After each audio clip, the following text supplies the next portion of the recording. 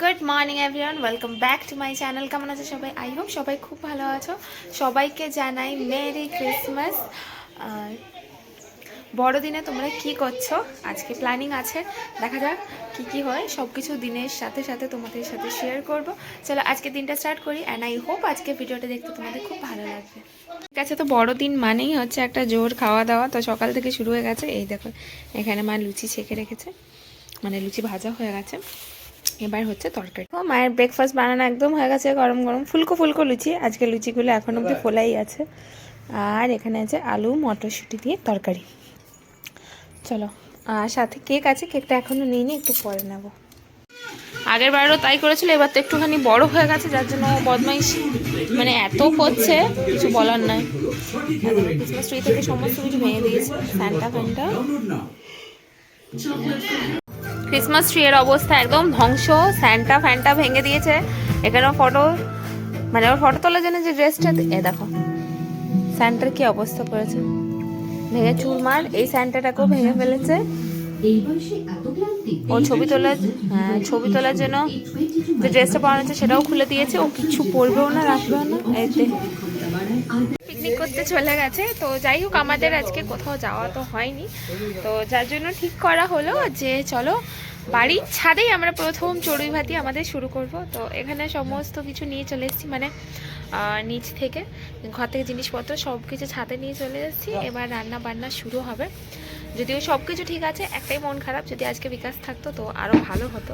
ও বালতি জলটা ফেলে দাও বাবা, হাতটা ভিজে পুরো।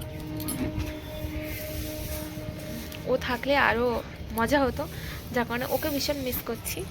যে অ্যাটলিস্ট সানডে থাকলে না ছাদে একদিন ও থাকাতেই পিকনিক হতো। কিন্তু এবারে আমরা এসছি, আর আসার পরই ছিল বিয়ে বাড়ি।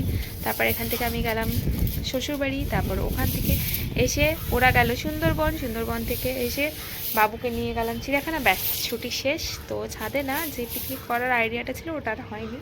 তো এই জন্য ছুটির দিন আজকে, পাপা দাদা সবারই ছুটি, তো যার কারণেই আজকে এখানে ছাদে আসা। আর বড়দিন মানেই একটা পিকনিক। তো এখানে চলো কি কি হচ্ছে সব কিছু তোমাদের সাথে শেয়ার করবো। তার আগে দেখো মহাশয় কি করছে। পরিষ্কারের কাজ পেয়েছে বাবু, দেখো ওর থেকেও মানে দ্বিগুণ বড় ঝাঁটাটা, যেটা নিয়েও ঝাড় দিচ্ছে। হ্যাঁ হয়ে গেছে, হয়েছে বাবা। হ্যাঁ পরিষ্কার করনি, ভালো করে করো করো করো, তাড়াতাড়ি করো। দেখো ঝাড় দিচ্ছে। আর এই দেখো এখানে সমস্ত কিছু নিয়ে আছে। এবার উনুন ধরানো হবে আর রান্না শুরু হবে। বাবু কি ঝাড় দিচ্ছ তুমি? হ্যাঁ হয়ে গেছে, কাজ হয়ে গেছে বাবু।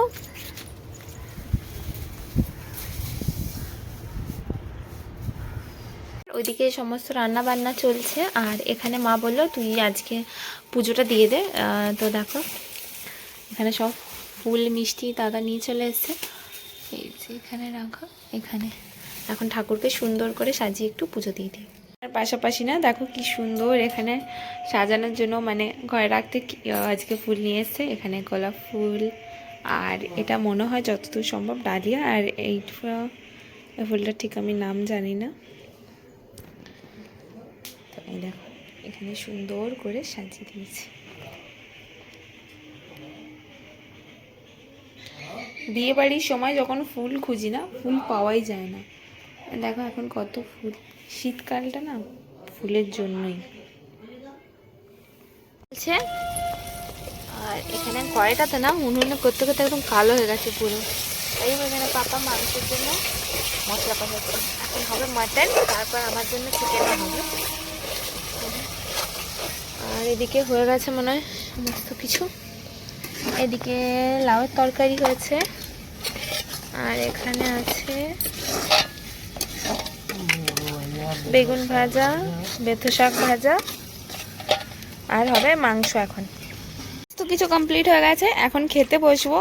তো আজকে দেখো স্পেশাল হচ্ছে এই যে আজ কলা পাতায় খাওয়া হবে। এখানে পাপা ভালো করে পাতাগুলো পরিষ্কার করে নিচ্ছে, আর এদিকে এখন না মাটনটা একটুখানি গরম হচ্ছে।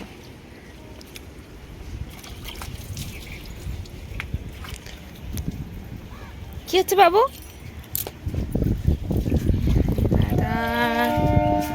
কি মা এখানে কলা পাতায় ভাত দিয়ে দিয়েছে মা, আর এই দেখো বেগুন ভাজা। আজকে আমাদের চড়ুই ভাতি হচ্ছে ছাদের ওপরে। তো দেখো এখানে কলা পাতায় খাওয়া দাওয়া হবে। কলা পাতায় আছে গরম ভাত, এদিকে আছে বেগুন ভাজা, এখানে আছে শাক ভাজা, এদিকে লাউয়ের তরকারি, আর সাথে আছে মাংস, চিকেন আছে, মাটনও আছে। মাটন খাই না, চিকেন খাবো। আচ্ছা চিকেন মিথ্যে খাচ্ছে দেখো।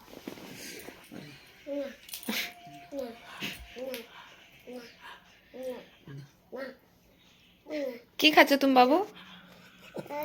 দাদাই চাইছে। কি খাচ্ছ তুমি? দাদাই আবার চাইছে। একটু দা, একটু দা। শীতকাল মানেই হলো ভাজা পুঁজি খাওয়ার একটু সময়। তো আমার এই শীতকালে সব থেকে ভালো লাগা জিনিস যেটা বলতে পারো সেটা হলো আলু পরোটা। তো মাকে আজকে বলেছি ডিনারে আলু পরোটা করতে। সকাল সকাল অতটাও আমার ভালো লাগে না, মানে আলু পরোটা তো আমার মনে হয় সকাল বিকেল দুপুর 3 টাইমে ভালো লাগে, বাট রাতের বেলায় আমার বেশি ভালো লাগে। তো দেখো এখানে না মা বেশ অনেকটা নতুন আলু সেদ্ধ করে রেখেছে, আর এবার আলুর মশলা বানাবে। চলো তোমাদের সাথে শেয়ার করছি যে মা কীভাবে আলুর পরোটা বানায়। এখানে এখনো না এতগুলো পরোটা ভাজা বাকি আছে, মোটামুটি 4-5টা 5-6টা। আর এদিকে দেখো একদম রেডি হয়ে গেছে।